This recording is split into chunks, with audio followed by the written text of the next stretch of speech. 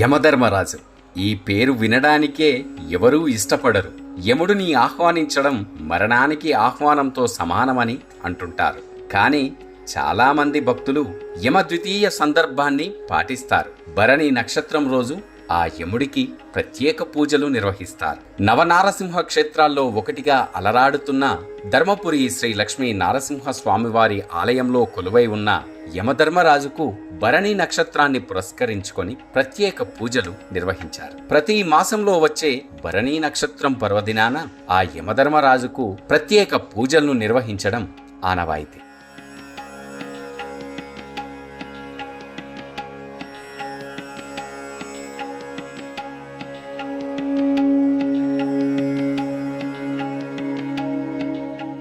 వివిధ ప్రాంతాల నుండి వచ్చిన భక్తులు ఆ యమధర్మరాజుకు జరిగే పూజల్లో పాల్గొని యమగండాలను తొలగించు యమధర్మరాజా అనే భక్తితో వేడుకొట్టారు. తమ జీవితాలలో అడ్డంకులు ఏర్పడకుండా ఉండేందుకు యమధర్మరాజు గండ దీపంలో నూనె పోసి పూజిస్తారు.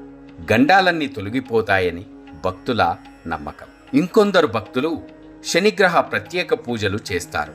యమధర్మరాజుకు పూజలు చేయడం వల్ల ఆయురారోగ్యాలు, మంచి ఆరోగ్యం సిద్ధిస్తాయని భక్తుల నమ్మకం.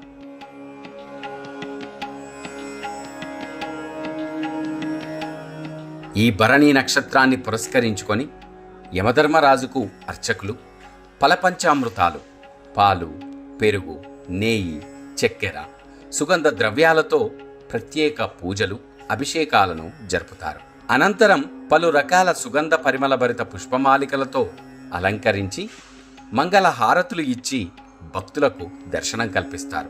గర్భాలయంలోని శ్రీ లక్ష్మీ నారసింహస్వామి వారిని దర్శించుకుని తీర్థప్రసాదాలను స్వీకరిస్తారు.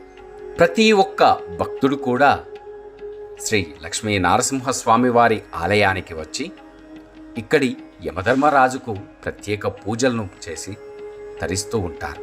గండ దీపంలో నూనె పోసి మమ్మల్ని కరుణించు యమధర్మరాజా అని భక్తితో వేడుకుంటారు.